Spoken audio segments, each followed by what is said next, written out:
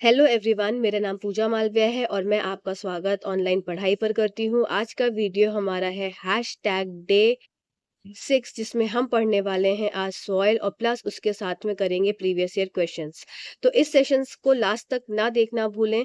और साथ ही साथ आपकी जानकारी के लिए मैं बताना चाहूँगी कि हम यहाँ तैयारी कर रहे हैं, जो हमारा अपकमिंग एग्जाम है सीटेट जनवरी 2024 का। तो ये सेशंस आपके लिए बहुत इंपॉर्टेंट हो जाएंगे, क्योंकि यहाँ हम तैयारी कर रहे हैं विज्ञान की।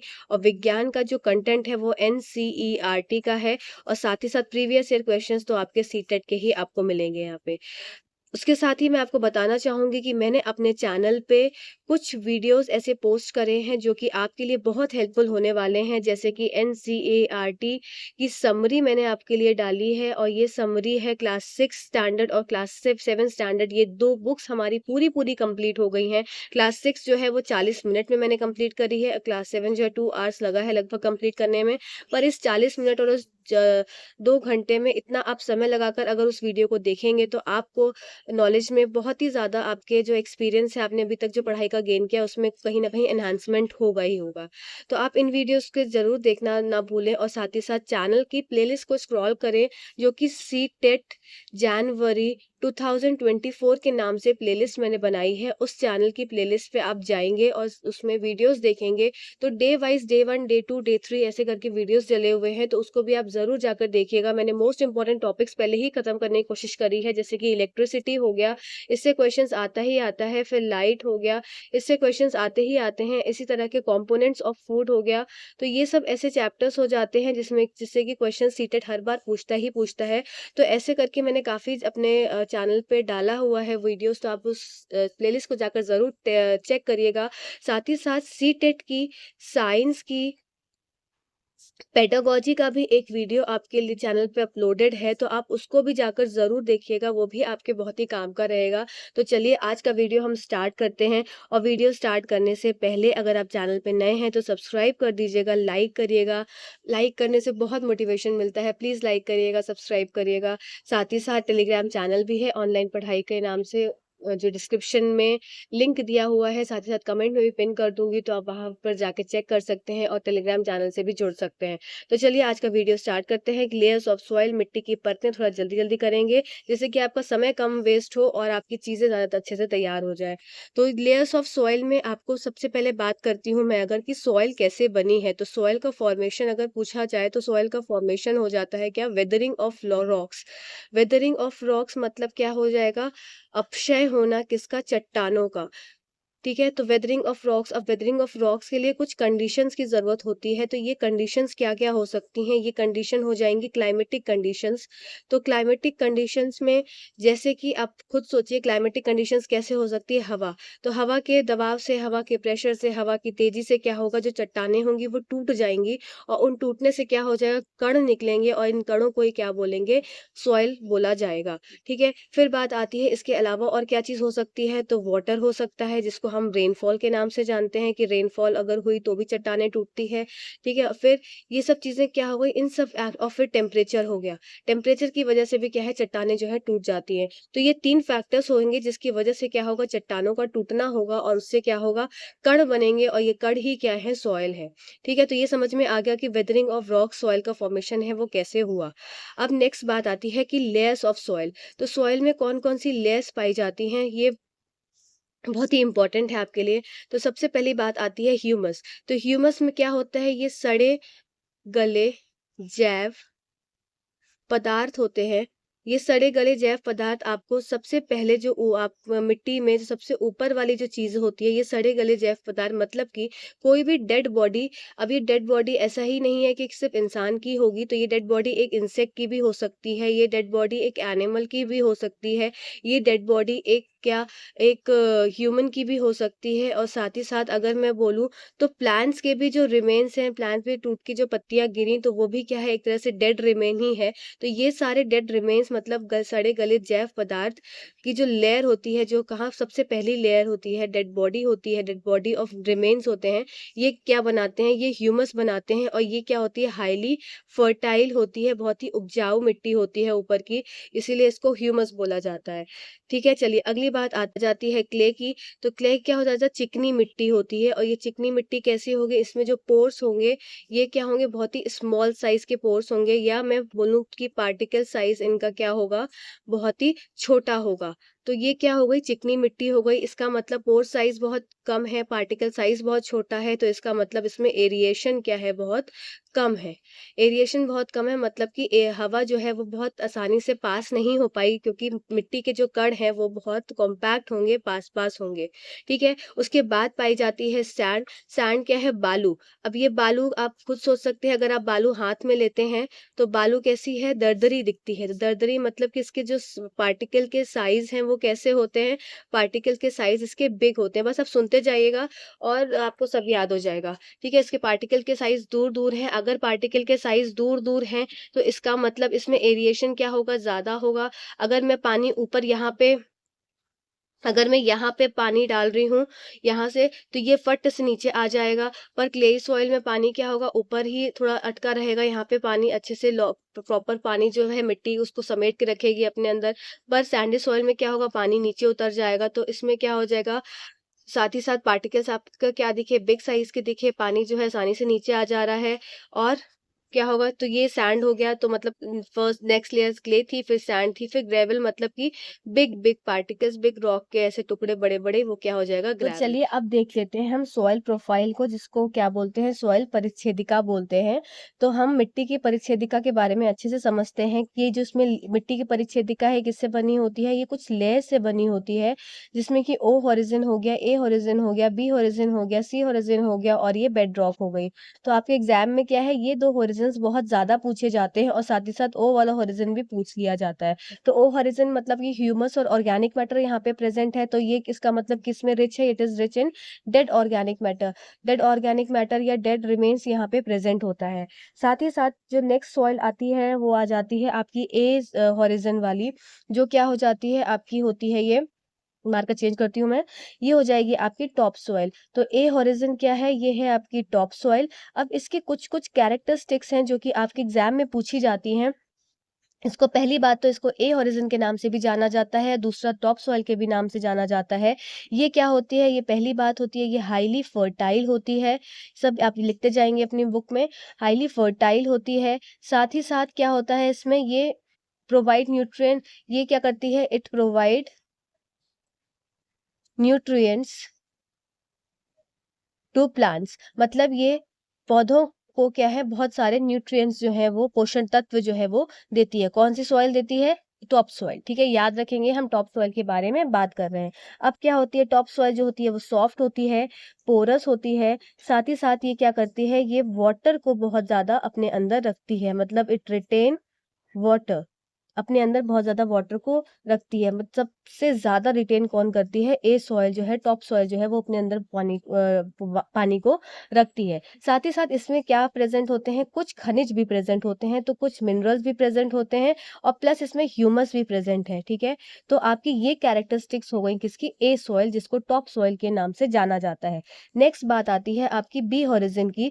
तो बी हॉरिजन को बहुत अच्छे से हम समझ लेते हैं वापस से, बी हॉरिजन। तो नेक्स्ट लेयर है आपकी बी हॉरिजन। इसमें क्या होता है, सबसे पहली बात है, ये मोर मिनरल्स कैरी करती है, मतलब इसके अंदर और ज्यादा खनिज हो जाते हैं, किससे कंपेयर करें अगर हम टॉप सॉइल से। तो इसके पास मोर मिनरल्स होते हैं, बट लेस ह्यूमस होता है। ठीक है, उसके पास क्या था, अगर मैं आपको फिर से याद दिला दूं कि हमने जो ए हॉरिजन पढ़ा था, इसके पास क्या था, मार्कर चेंज कर देती हूँ। ए हॉरिजन में हमने क्या पढ़ा था कि मिनरल्स, और प्लस हमने क्या पढ़ा था, ह्यूमस। पर इसमें क्या था कि मिनरल्स और ह्यूमस में ह्यूमस ज्यादा था और मिनरल्स कम था। ए हॉरिजन की बात कर रही हूँ, इसमें उल्टा हो जाएगा, मिनरल्स ज्यादा हो जाएंगे और ह्यूमस कम हो जाएगा। ठीक है, याद रखेंगे इस पॉइंट को बहुत ही ध्यान से। अब क्या होगा, दूसरा पॉइंट आपका इंपॉर्टेंट बन जाता है कि ये क्या होती है, ये हार्डर होती है। आपकी पहली वाली क्या थी, वो सॉफ्टर थी, और ये हार्डर हो जाएगी और मोर कॉम्पैक्ट हो जाएगी, मतलब और दबी हुई हो जाएगी एक दूसरे में। इसको क्या बोल देते हैं, बी हॉरिजन, और इसका दूसरा नाम भी हो जाता है कि मिडिल लेयर। ठीक है, तो ये आपकी दो लेयर्स तैयार हो गई जो कि एग्जाम में बहुत ज्यादा पूछी जाती हैं। अब नेक्स्ट बात आ जाती है सी हॉरिजन की। तो ये सी हॉरिजन के बारे में कुछ कुछ बातें हैं जो याद रखेंगे हम। ये कैसे बनी होती है, ये कुछ छोटे छोटे लम्प्स जैसे गुत्थे से एक साथ इकट्ठे होते हैं तो लम्स ऑफ रॉक्स की बनी होती है। इसका मतलब कि छोटी छोटी चट्टानों के जो टुकड़े हैं वो एक साथ इकट्ठे होके रहते हैं, उनको क्या बोलेंगे, उनको बोलेंगे सी हॉरिजन के एरिया को हम बोलेंगे। ठीक है, और ये क्या होता है, ये जस्ट अबव द आपके जो बेड रॉक है उसके जस्ट ऊपर वाली रॉक जो होती है वो आपकी कौन सी हो जाएगी, सी हॉरिजन वाली लेयर हो जाएगी। ठीक है, जिसमें आपको सिर्फ याद रखना है कि ये स्मॉल लम्स ऑफ रॉक होती है। पर अगर मैं बेड रॉक की बात करूं तो इसमें बिग बिग लम्स होते हैं, बिग रॉक्स होती हैं। ठीक है, आप याद रखिएगा सी और बेड रॉक में, सी हॉरिजन में क्या है, स्मॉल लम्स ऑफ रॉक है, और जो आपकी बेड रॉक है उसमें बिग रॉक्स हैं। ठीक है, चलिए अभी जल्दी से एक बार रिपीट कर लेते हैं फटाक से। एक बार मैंने आपको क्या बताया कि ओ हॉरिजन जो होता है आपका वो क्या है, ओ हॉरिजन में क्या है, जैव पदार्थ, मरे जैव वाले पदार्थ क्या है, ओ हॉरिजन में है। ए जो सब लेयर होती है आपकी, ए जो टॉप सॉइल होती है, ये सबसे पहली बात होती है कि ये ह्यूमस में क्या होती है, ज्यादा होती है, पर मिनरल्स में क्या होती है, कम होती है। होते हैं मिनरल्स पर मिनरल्स कम होते हैं। पर बी सॉइल में क्या हो जाता है, उल्टा हो जाता है, ह्यूमस में कम हो जाते हैं पर मिनरल्स में क्या हो जाते हैं, बहुत ज्यादा हो जाते हैं। पहली और दूसरी बात ये होती है, इसका दूसरा पॉइंट अगर मैं आपको बोलूं तो दूसरा पॉइंट हो जाएगा कि ये क्या होते हैं, ये पोरस होते हैं और सॉफ्ट होते हैं, और ये क्या हो जाएंगे, आपके हार्ड हो जाएंगे और कॉम्पैक्ट हो जाएंगे। ठीक है, फिर अगर मैं बात करूं इसकी और इम्पोर्टेंट पॉइंट की, ये क्या करेगा, ये रिटेन करेगा मोर वाटर को, रिटेन मोर वाटर करेगा, और ये क्या है, कॉम्पैक्ट है तो ये भी वाटर को रिटेन कर लेगा अपने अंदर। चलिए अब अगली स्लाइड की तरफ चलते हैं। अगली स्लाइड है हमारी सॉइल के टाइप्स। अब आपको पढ़ना है कुछ तरीकों की जो सॉइल है उसके बारे में आपको पढ़ना है। तो सबसे पहली सॉइल हो जाती है आपकी लोमी सॉइल, सैंडी सॉइल और क्लेई सॉइल। इन तीन सॉइल के बारे में आपको पढ़ना है।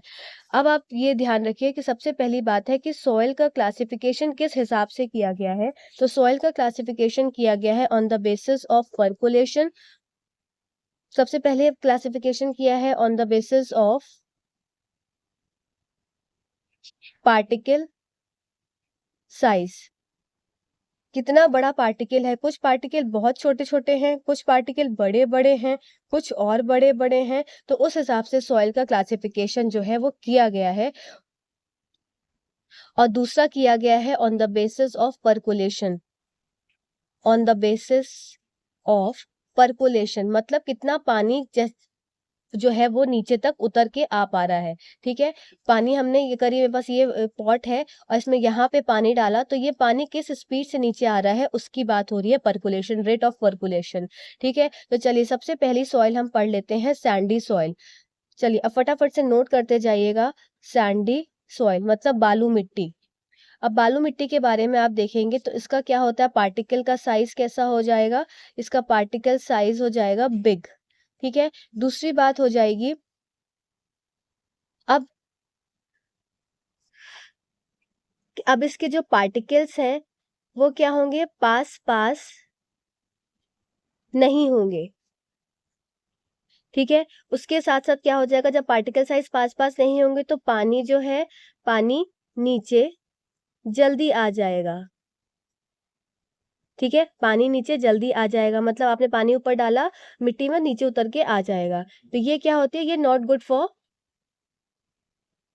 ऑल प्लांट, सारे प्लांट्स के लिए अच्छी नहीं होती। अभी हम देखेंगे किस प्लांट्स में सैंडी सॉइल की आवश्यकता होती है। ठीक है, अगली सॉइल हमारी आ जाती है क्लेई सॉइल।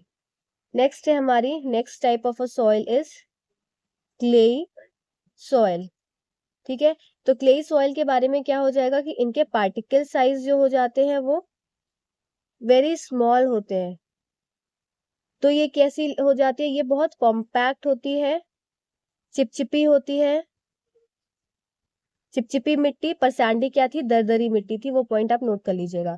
ठीक है, ये बहुत चिपचिपी होती है। इसमें क्या होता है, ये रिटेन करती है पानी को, रिटेन वाटर मोर, ये बहुत पानी को रिटेन करती है।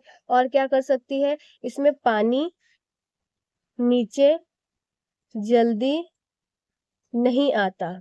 ठीक है, तो ये आपने देखा कि इसमें पानी जो है वो जल्दी नहीं आता है, इसमें स्पेस जो होता है वो, space between particles is less.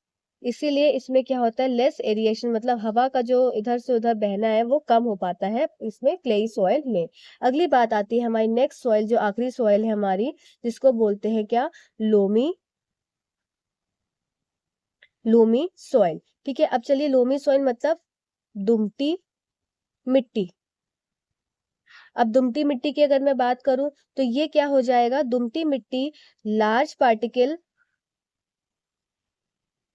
बराबर होते हैं इसमें स्मॉल पार्टिकल, मतलब कि जितने लार्ज पार्टिकल होंगे उतने ही स्मॉल पार्टिकल, जितने बड़े कण उतने ही छोटे कण से मिलके क्या बनी होती है हमारी लोमी सॉइल। आप ये समझ सकते हैं कि ये एक तरह से लोमी सॉइल जो होती है ये मिक्सचर होती है। आपके एग्जाम में वेरी इंपॉर्टेंट, स्टार मार्क कर लीजिए यहाँ पे, ये क्वेश्चन पूछा जाता है कि लोमी सॉइल किस किस सॉइल से मिलके बनी होती है, तो आपका उत्तर हो जाएगा ये सैंड से मिलती है, प्लस इसमें क्ले होता है और प्लस इसमें सिल्ट होता है। अब सिल्ट क्या होता है, आपके दिमाग में क्वेश्चन आया हो कि सैंड और क्ले के बारे में तो हमने पढ़ लिया, तो सिल्ट क्या होता है, नदी के किनारे वाली जो मिट्टी होती है, मान लीजिए यहाँ से नदी बह रही है और उसके किनारे जो मिट्टी इकट्ठी हो जाती है उसको क्या बोल देते हैं, उसको बोलते हैं सिल्ट।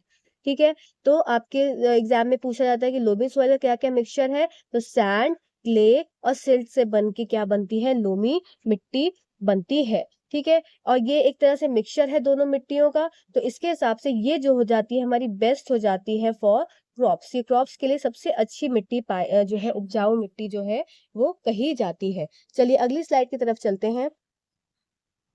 अगली स्लाइड है हमारी सैंड, सॉइल एंड क्रॉप्स, मिट्टी और फसलें। तो अभी हमने देख लिया कि सॉइल कैसे कैसे डिफरेंट लेयर से बनी हुई है, humus, water, clay, land, level. अब फॉर्मेशन ऑफ सॉइल हमने यहाँ देख लिया कि कैसे होगा, मिट्टी का निर्माण तापमान, हवा, वर्षा, आर्द्रता और सूर्य के प्रकाश जैसी बाहरी कारकों पर प्रभावित होता है, ये हम पढ़ चुके हैं, फटाफट से आप देख लीजिए एक बार। These factors are crucial in bringing about the changes in texture and quality of soil. The type of crops that would be grown using a particular type of soil is determined by the components of the soil and it climatic condition. ठीक है, उसके component मतलब किस तरह से soil बनी हुई है उसके हिसाब से उस सॉइल की जो टेक्सचर है वो बना होता है। चलिए अगली स्लाइड की तरफ चलते हैं। अब ये स्लाइड आपकी मोस्ट इंपॉर्टेंट है, इसमें आप लगा लीजिए ऐसे वेरी वेरी इंपॉर्टेंट, क्योंकि ये आपका एक तरह से रिवीजन भी है और साथ ही साथ यहाँ पे जो क्रॉप्स लिखी हुई हैं ये मोस्ट इंपॉर्टेंट हो जाती है, ये आपके एग्जाम में पूछी जाती हैं, तो आप इसको नोट जरूर कर लीजिएगा। ठीक है, तो सबसे पहली बात आती है लोमी सॉइल, जो कि कैसी है, सबसे अच्छी सॉइल है आपकी। और सैंड, तो ये इसके क्या क्या हो जाएंगे, कैसे बनी होती है, सैंड, क्ले और सिल्ट की बनी होती है, contain lot of air, rich in humus and fertile होती है, रिटेन वाटर करती है, फिर पोरस होती है। अब इसमें जो आपको याद रखने वाली चीज है, जो आप एग्जाम में पूछते हैं कि इसमें कौन सी क्रॉप्स ग्रो होती है, तो गेहूं, चना, शुगर केन, जूट, वेजिटेबल्स जो है इस तरह की सॉइल में ग्रो होते हैं। नेक्स्ट बात आती है आपकी क्लेई सॉइल की, तो पार्टिकल्स फाइन होते हैं, ड्रेन्स वाटर इजिली, फिर स्टिकी होती है, फिर वेरी लिटिल एयर प्रेजेंट होती है, फिर इसके बाद आ जाएगा रिच इन ऑर्गेनिक मैटर होती है, फिर इसमें आपके एग्जाम्पल जो पूछे जाते हैं वो होता है सीरियल्स, व्हीट ग्राम, पैडी, लेंटिल्स और पल्सेस जो होती है ये क्या होती है, इसकी क्रॉप जो है वो मानी जाती है। ठीक है, इसमें ग्रो होने वाली क्रॉप हो गई, आपको ये क्रॉप्स याद रखनी है। आपके एग्जाम में पैडी वाला क्वेश्चन बहुत पूछा जाता है, धान, तो ये पैडी और जो गेहूं, लेंटिल्स, मसूर की दाल, दाल, तो ये सारी दालें जो है वो क्लेई सॉइल में आपको देखने को मिलती हैं। चलिए अगले सॉइल की तरफ चलते हैं, सैंडी सॉइल। तो सैंडी सॉइल क्या करेगा, it contains little and clay and more sand, ठीक है आप देख लेंगे, और साथ साथ पोरस होती है, हाईली पोरस होती है ये, और वाटर रिटेनिंग कैपेसिटी लो होती है। अब a lot of air present होती है, लो इन न्यूट्रिएंट कंटेंट होता है, कैक्टस, मेलन और कोकोनट जो है इस सॉइल में होता है। ठीक है, चलिए इस पॉइंट से कंफ्यूज मत होइएगा कि ड्रेन वाटर इजीली, इसका मतलब ये नहीं है कि पानी एकदम से नीचे आ जाएगा, इसका ये मतलब है कि ये इसके हिसाब से ये पोरस है और ये कम पोरस है, पर ये क्या होती है, चिकनी मिट्टी, चिपकती हुई मिट्टी होती है, तो उसके हिसाब से पानी को अच्छे से अपने अंदर रखती है। आपने देखा होगा, अगर आपने क्ले कभी खेला होगा, तो क्ले में अगर पानी आप मिला देते हैं तो कैसे वो पानी अपने अंदर होल्ड करके रखती है, तो वो मैंने अभी आपको पिछली स्लाइड में बताया है। तो इस पॉइंट से आप पिछले वाले जब भी मैंने पॉइंट्स बताए उससे कंफ्यूज मत होइएगा। तो चलिए अब इसके बाद एक इंपॉर्टेंट चीज हम देख लेते हैं, जो कि आपका एक फॉर्मूला है, जो कि मोस्ट इंपॉर्टेंट फॉर्मूले में आ जाता है, आपका परकुलेशन रेट। ठीक है, percolation rate per unit time वाला जो एक फॉर्मूला है, इसके एग्जाम में आपसे क्वेश्चन भी पूछे गए हैं कि आपको परकुलेशन रेट बताना है, तो परकुलेशन रेट आप कैसे निकालेंगे, और परकुलेशन रेट जो निकाला गया है वो आपका निकाला है ml पर मिनट में। तो आप ये कैसे निकालेंगे, फॉर्मूला हो जाएगा अमाउंट ऑफ वाटर किसमें, ml में अपॉन परकोलेशन टाइम। ये मैंने क्वेश्चंस की स्लाइड में फॉर्मूला लिख दिया है, यहाँ पे तो मैं आपको हैंड रिटन बता रही हूँ, पर उसमें क्या है फॉर्मूला प्रॉपर लिख दिया है स्लाइड्स में। ठीक है, तो आपको क्या है, जितना पानी दिया है वो आपको ऊपर रखना है, मतलब आप सादी भाषा में समझिए, पानी जितना दिया है ml में वो ऊपर लिखना है और जो समय दिया है वो नीचे लिखना है। इससे आपका क्या आ जाएगा, परकोलेशन रेट जो है वो आ जाएगा किसका, सॉइल का। ठीक है, चलिए अब चलते हैं हम क्वेश्चंस की तरफ और जल्दी से क्वेश्चंस को करेंगे, क्योंकि अब टाइम हमारा बहुत तेजी से बढ़ रहा है, तो हमें टाइम को अपना कम करते हुए क्वेश्चन ज्यादा सॉल्व करने हैं, और ये सारे क्वेश्चंस होंगे प्रीवियस ईयर क्वेश्चंस। आपका काम क्या है, आप कमेंट में मुझे बताएंगे कि आपके कितने क्वेश्चंस जो है वो सही हुए। ठीक है, प्लीज कमेंट करके बताइएगा प्लीज। चलिए अब हम इसके प्रीवियस ईयर क्वेश्चंस कर लेते हैं जल्दी से। तो सबसे पहली स्लाइड पे चलते हैं हमारी, इसमें है कॉन्टैक्ट मी। आप मुझे टेलीग्राम चैनल और मेरे ईमेल आईडी पे कॉन्टैक्ट कर सकते हैं, लिंक जो है डिस्क्रिप्शन बॉक्स में दिया हुआ है। तो चलिए सबसे पहले क्वेश्चन में चलते हैं। If we add a handful of garden, just a second, marker change कर लूं मैं। हाँ, if we add a handful of garden soil to a beaker filled 3/4 with water and stir the content with a stick. अब यदि हम 3/4 पानी से भरे बीकर में मिट्टी पर बगीचे की मिट्टी डालते हैं, मुट्ठी भर बगीचे की मिट्टी डालते हैं, तो सामग्री को एक छड़ी से हिलाते हैं और फिर मिट्टी को वही छोड़ देते हैं और कुछ समय के लिए हिलाते हैं, तो हमें विभिन्न परतें दिखाई देती हैं। सिंपल क्या है, आपने एक क्या किया, बीकर में या एक ग्लास में आप गार्डन की सॉइल लेके आए और इसमें क्या था, पानी भरा था, और ऊपर से आपने गार्डन की सॉइल डाल दी और उसको क्या किया, हिला दिया ऐसे करके। तो क्या है, सारा कुछ क्या है, हिल जाएगा, पर थोड़ी देर बाद क्या हो जाएगा, वो सेटल डाउन हो जाएगा। और सेटल डाउन हो जाएगा तो आपने पढ़ा था कुछ लेयर्स में जो है वो कन्वर्ट हो जाएगा। ठीक है, तो अब आपको उसकी परतों के क्रम को बताना है। You have to tell the order of these layers. तो क्या ऑर्डर हो सकता है इसका, तो आप खुद सोचिए। सबसे नीचे क्या हो जाएगा, भारी वाली चीज हो जाएगी। तो भारी क्या है, क्या हो सकता है भारी, बजरी। ग्रेवल भारी होता है, तो ग्रेवल तो पहले है, तो इसका मतलब ये तो ऑप्शन गलत हो जाएगा। अब ग्रेवल सेकंड है, तो ग्रेवल सेकंड भी नहीं होगा, ग्रेवल हमें आखिरी में चाहिए। तो इसमें क्या है, from the order of this layer from bottom to top. अब आपको बॉटम टू टॉप पूछा है, सॉरी मैंने उल्टा बोल दिया, आपको नीचे से ऊपर की तरफ बोला है। तो सही बात है, आपका फर्स्ट वाले ऑप्शन को अगर मैं बोलूं तो फर्स्ट वाला ऑप्शन तो ठीक हो सकता है। ठीक है, क्योंकि ग्रेवल क्या है, वो आपका सबसे नीचे वाली परत है। ठीक है, सैंड क्या ऊपर है, नहीं होगी। क्ले ऊपर है, नहीं होगी। तो मतलब ऑप्शन सेकंड, फर्स्ट या फोर में से एक होगा।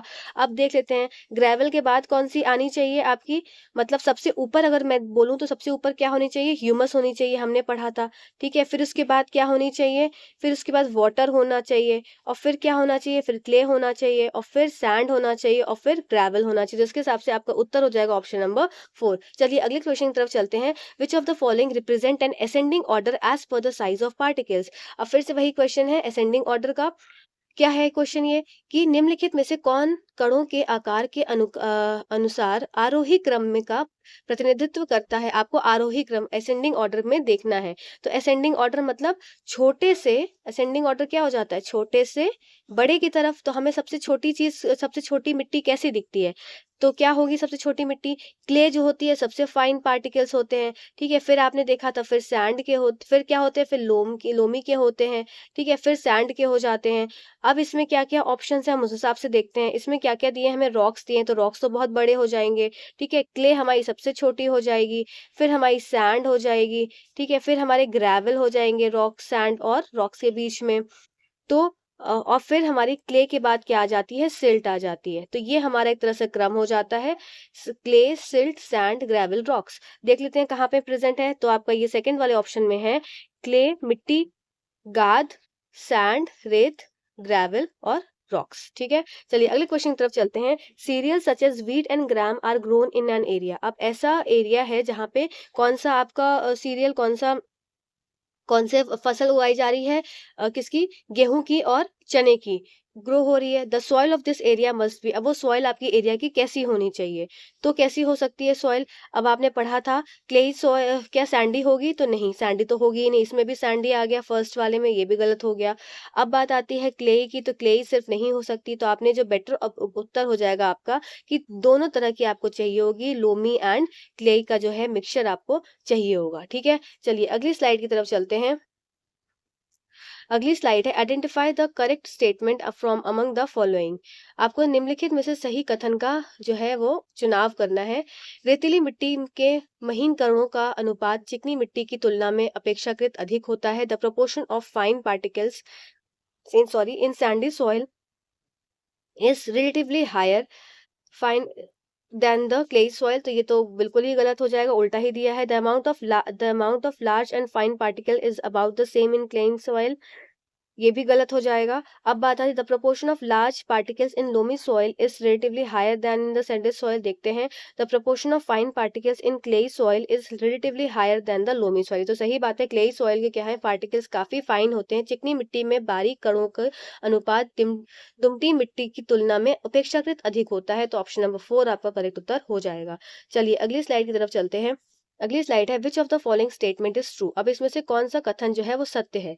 कम अंततः soil with low percolation rate retain more moisture, जिसमें क्या है, लो परकुलेशन रेट मतलब जो नीचे पानी जो है जिसमें कम नीचे उतर पाता है उसमें क्या है, मॉइस्चर ज्यादा होता है। तो ये बात तो बिल्कुल ठीक है, जब नीचे पानी कम उतर पाएगा तो मॉइस्ट सॉइल कैसी रहेगी, मॉइस्ट रहेगी। पर बाकी भी देख लेते हैं। Roots of plant humus and organic matter increases the percolation rate. तो ये तो बिल्कुल गलत स्टेटमेंट हो गई। अगर ये लिख देते हैं कि roots of plant humus and organic matter decreases the percolation rate, तो हमारा स्टेटमेंट जो है वो ठीक हो जाता है। क्योंकि परकुलेशन रेट क्या है, जो हमारी जड़ें हैं और जो ह्यूमस है ये सब क्या करता है, पानी को रोक के रखता है। ठीक है, fast percolation rate has in better absorption of water by roots, ये भी गलत है। फिर soil which have large particle size have slow percolation rate. अब जिनका पार्टिकल साइज तो फोर्थ वाला ऑप्शन क्या है, soil which have large particle size have slow percolation rate. तो ये तो गलत हो जाएगा, इसका क्या हो जाएगा, पर्कुलेशन रेट फास्ट हो जाता है। तो इसके हिसाब से आपका ऑप्शन नंबर फर्स्ट जो है वो करेक्ट उत्तर हो जाएगा। चलिए अगली स्लाइड की तरफ चलते हैं। अगली स्लाइड है, suppose you are a farmer living at a place having black soil. आप कैसे फार्मर हैं, आप एक फार्मर हैं जहाँ पे आप रहते हैं, वहाँ की सॉइल कैसी है, काली मिट्टी है। If the climate of your region is warm, और आपका क्लाइमेट कैसा है, आपका क्लाइमेट जो है वो गर्म है। ठीक है, and you want to grow a fibre yielding plants in your field, then which type of the following would you prefer. तो आप कौन सा जो है वो उसमें सॉइल में कौन सी क्रॉप को जो है वो उपजाना चाहेंगे। तो इसका उत्तर हो जाएगा फोर्थ। क्यों हो जाएगा, क्योंकि ये कुछ कैरेक्टरिस्टिक्स हो जाती हैं कॉटन क्रॉप्स को ग्रो करने के लिए, कि सॉइल कैसी होनी चाहिए, ब्लैक होनी चाहिए, और वहाँ की क्लाइमेट कैसी होनी चाहिए, वार्म होनी चाहिए। ठीक है, तो इसका डायरेक्ट आंसर हो जाएगा, विच of the following statement most accurately describe the property of clayey soil. अब आपको ऐसी कैरेक्टरिस्टिक्स बतानी है जो कि क्लेई सॉइल को है जो बताए। तो it allow water to pass through it rapidly, तो बिल्कुल नहीं, यह पानी को तेजी से अपने अंदर से गुजरने देती है, तो ये बात नहीं है, क्योंकि ये क्या है, ये पानी को रिटेन करके रखती है। It contains very little amount of humus, तो ये भी बात गलत है, यह ह्यूमस बहुत कम मात्रा में होता है, तो ये बात गलत हो जाएगी। यह केवल एक निश्चित मात्रा में पानी को प्रवेश करने की अनुमति देती है, तो ये भी बात ऐसा कुछ नहीं है। ठीक है, फिर it holds a large amount of water, तो ये आपका उत्तर सबसे सही हो जाएगा कि वो बड़ी मात्रा में पानी को अपने अंदर सोख कर रखती है। ठीक है, चलिए अगली स्लाइड की तरफ चलते हैं। Areeba did an activity for calculation of moisture content of a soil sample. She took 200 grams of soil and spread it on a newspaper in the sun and allowed it to dry for 2 hours. After 2 hours, the weight of the soil was 180 grams. What is the percentage of moisture in the soil? इसमें कुछ नहीं है, आपको देख के बहुत बड़ा question लग रहा होगा, पर सिंपल परसेंटेज का क्वेश्चन है। अब आप देखिए, अरीबा ने मिट्टी के नमूने में नमी की मात्रा की गणना के लिए गतिविधि की। अब उसने क्या गतिविधि की कि उसके पास 200 ग्राम थी किसकी, सॉइल की। अब ये 200 ग्राम ऑफ सॉइल जो थी, उसने इसको क्या कर दिया, इसको धूप में रख दिया। तो धूप में रखा होगा तो उसका सही बात है, मॉइस्चर जो है वो खत्म हो गया होगा। तो अब क्या होगा, 200 ग्राम जो पहले थी, अब उसने इसका वेट लिया, तो अब उसका कितना वेट आया, 180 ग्राम। ठीक है, तो अब उसको ये पूछना, उसको ये बताना है कि what is the percentage of moisture. तो उसके जो ये 20 ग्राम निकला, तो ये 20 ग्राम क्या था, ये 20 ग्राम मॉइस्चर था। तो आप परसेंटेज कैसे निकालेंगे, 20 ग्राम्स अपॉन टोटल कितना था, 200 ग्राम्स, और इंटू 100। ठीक है, ग्राम से ग्राम गया, सॉस ये इधर से इधर गया, और ये मतलब 10। तो आपका उत्तर हो जाएगा 10%। समझे ना, कि 20 आपका क्या हो गया, बचा हुआ हो गया, मतलब 20 क्या है, 20 ग्राम मॉइस्चर निकला। ठीक है, अब 200 आपका टोट पहले था, मतलब इनिशियल था, और इसको 100 से मल्टीप्लाई किया परसेंटेज निकालने के लिए, तो आपका उत्तर हो जाएगा 10%। चलिए अगली स्लाइड की तरफ चलते हैं। अगली स्लाइड है, Sanjana conducted an experiment with soil to find the percolation rate. अब देखिए, जो मैंने आपको बताया था ना कि फॉर्मूला मैंने डाला हुआ है, वो यहीं पे फॉर्मूला आपको मिल जाएगा कि परकोलेशन रेट जो है वो संजना ने एक्सपेरिमेंट किया, उसको बताना था कि परकोलेशन रेट कितना है। ठीक है, she observed that it is 20 minutes per 400 ml of water to percolate through the soil sample। अब देखो, अब मैंने आपको क्या बताया था कि आपको परकोलेशन परकुलेशन रेट निकालना है, तो आपको ऊपर क्या रखना है, ऊपर पानी रखना है और नीचे समय रखना है। बस आपका उत्तर हो जाएगा। आप कुछ मत याद रखिए, और दोनों चीज क्या, ये क्या हो जाएगा एमएल में और ये हो जाएगा मिनट में। तो पानी कितना आपको एमएल में दे रखा है, 400 ml। ठीक है, और समय कितना दे के रखा है, 20 मिनट।